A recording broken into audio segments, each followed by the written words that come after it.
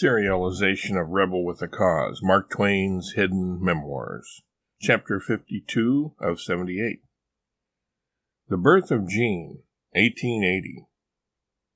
On the 26th day of July, 1880, our fourth and final child, and our third and last daughter, was born to us in Hartford. We named her Jane Lambton Clemens for my mother. Our first three children were named for Livy's family and friends, so my side of the house finally got a showing with Jean. Yes, she was always known as Jean rather than Jane. I don't know why. Perhaps there was a Jean among my wife's girlhood friends, or a distant relation of hers of which I was unaware.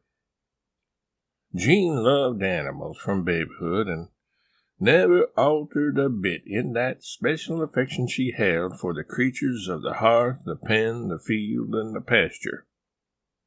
She inherited this love of the animal creation from me for the most part.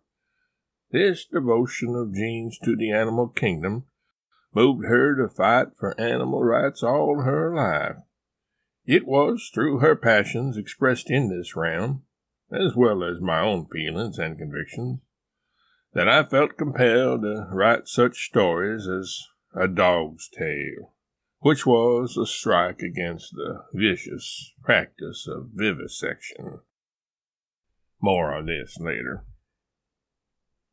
Editor's notes: in 1880, the year Jean was born, Twain wrote a sketch entitled Cat Tale, which gives insight into his telling of improvised stories to his daughters. Susie was 8 years old at the time, and Clara was 6. Like Jean, Susie was an animal lover.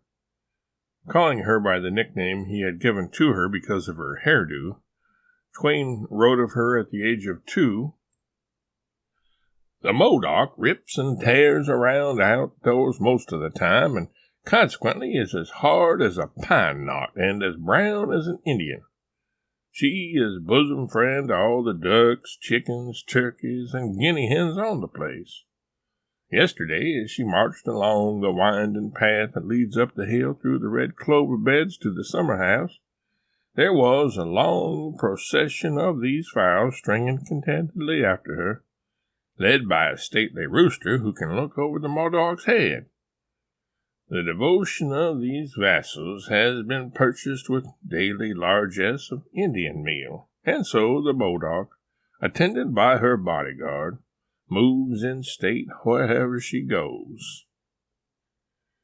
In his running commentary on Susie's biography of him, as recorded in his autobiography, Twain wrote, "Apparently Susie was born with humane feelings for the animals and compassion for their troubles.